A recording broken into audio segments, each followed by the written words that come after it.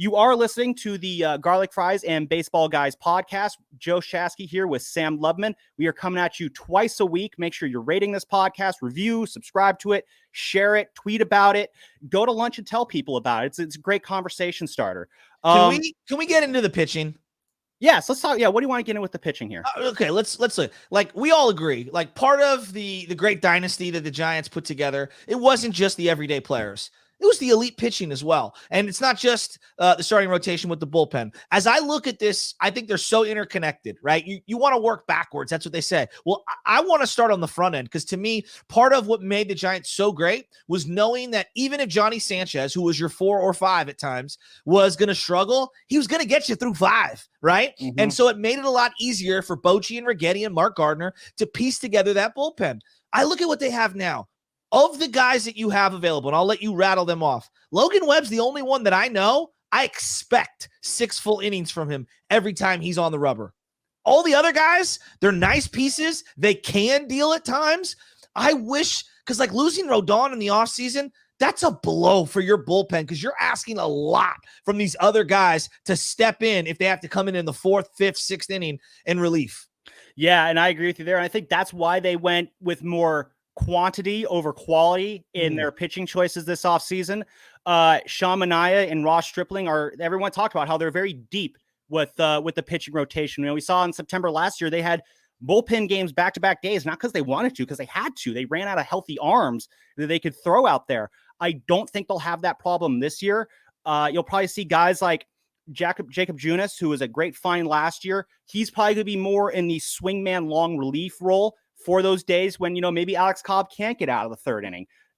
DeSclafani and Manaea, I think you could see them flip-flopping around in that 5 spot. Whoever's not in the 5 spot, they'll kind of be the bulk inning guy in the bullpen. So I hear what you're saying. You want starters to go deep in the games, but on those days when, you know, the starter maybe can't get into that 5th inning or can't get through that 5th inning, they have long relief options that can kind of help bridge the gap from that 4th, 5th inning through the 6th inning and into the 7th inning. So if you're kind of breaking into your bullpen with, you know, 2 outs in the 5th, 2 outs in the 6th inning or in the 7th inning, ideally, so you're kind of, you know, 3 innings of bullpen work, 3 1/3 innings of bullpen work, that's probably a very good sweet spot for this Giants team. It might be difficult to get on some nights, but I think they have enough starting pitching depth here where they might have to get creative in how they get the game to the bullpen. They certainly have the tools to do it. Whether or not it works out, that unfortunately remains to be seen. Another thing that kind of strikes me with the pitchers here, and this ties in with the defense as well, Shasky, and I'm kind of curious as to your thoughts here.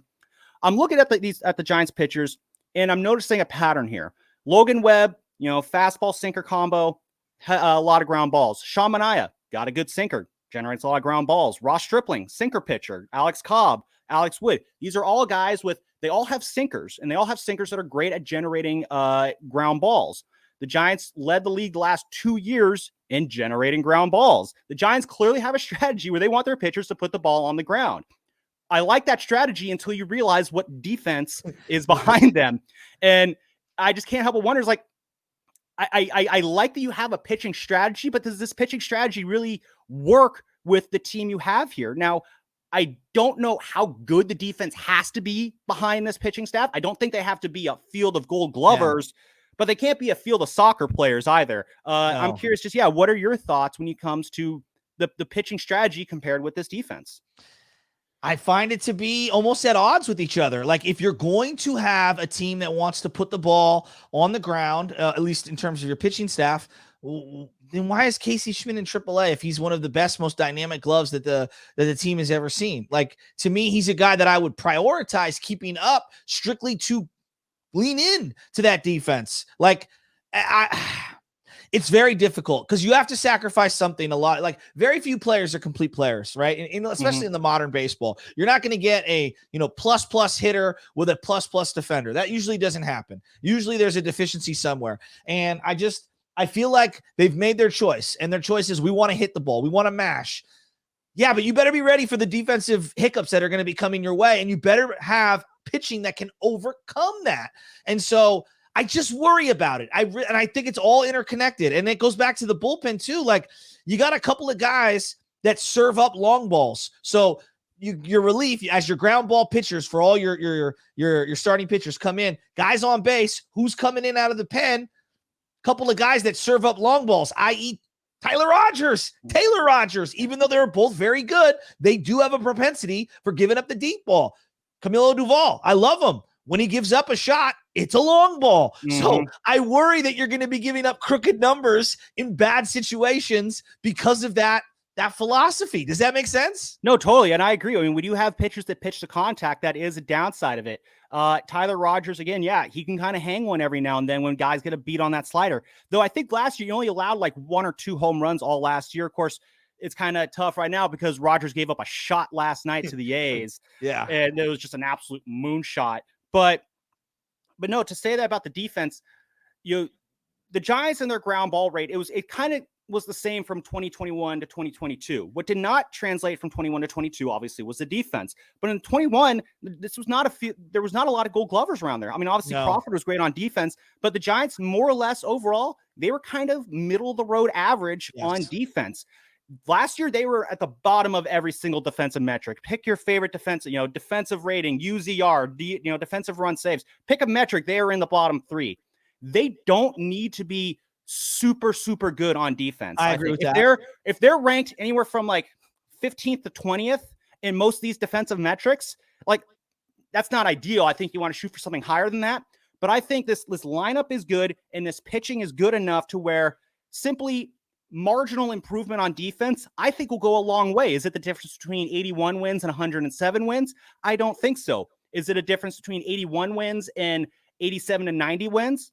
Play good enough defense, and it very well could be. Again, just be capable. Just be capable. And I think so far, I think they've at least gone from, if last year was a 0 on a scale of 1 to 10, I think they're at about a 4 or a 5 right now. Interesting.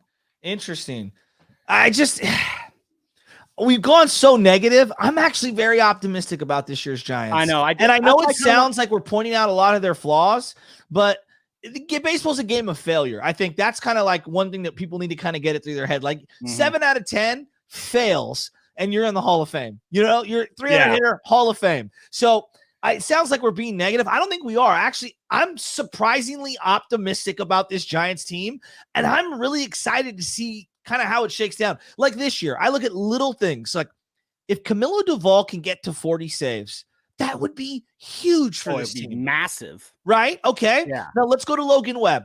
If Logan Webb, I don't think he needs to replicate 2021.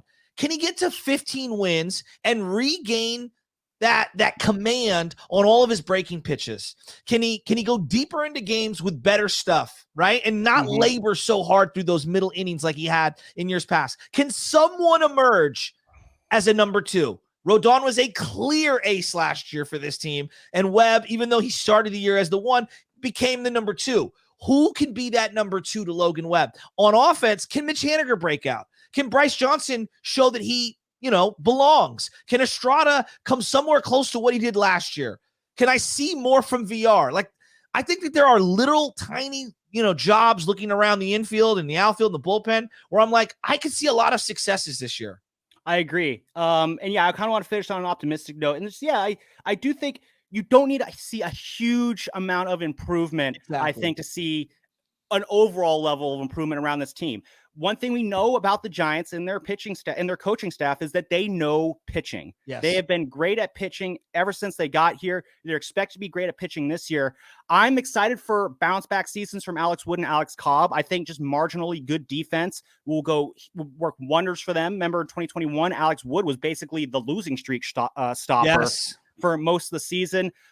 Cobb, you look at him, he had an ERA in the 5s. He had a fielding independent of pitching in the 3s. Now, for those who don't know how FIP works, basically the short version of it is FIP is a more indicative version of how good a pitcher is minus the fielding that goes on behind him. So it's only on what a pitcher can control.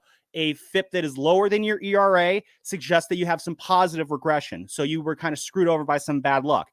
If your FIP is higher than your ERA, it means you're in line for some negative regression, aka you were getting a little lucky out there. Alex Cobb last year, he got bit by the bad luck bug quite a bit. I expect that to kind of regress back to the mean this year. That would be huge. So there's a lot of areas where last year I think was just kind of an anomaly in some senses in terms of just how bad the Giants were. Some of it was kind of brought on themselves. All of it, I think, is something that you'll see improvement on going into this season. And again, a little bit of improvement, I really think will go a long way with this team. Shasky, you have any final thoughts? Yeah, I do. If one player can come out of nowhere from this farm system and just provide a little bit of hope, I think we look at Farhan, Kapler, the Giants, everything differently. If it's Casey Schmidt, if it's Kyle Harrison, if it's McCrary or Patrick Bailey, like pick the player. Elliot Ramos, who I've kind of given up on, Luciano. If one of these guys can find a way up to the big league club in 2023 and just show us a couple of weeks of some optimism, doesn't everything change in terms of narrative around this team?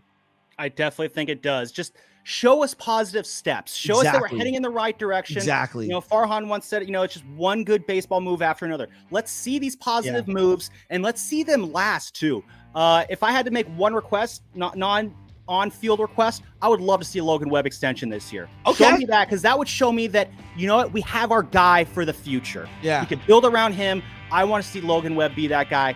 Hopefully this season we kind of start to see that happen. So, for Joe Shasky, this is Sam Lubman here on the Garlic Fries and Baseball Guys podcast. We are back for the 2023 season of Giants baseball. We'll be coming at you twice a week, all season long, all your great Giants coverage here. Make sure you're subscribed and don't miss an episode. We will see you on the next one.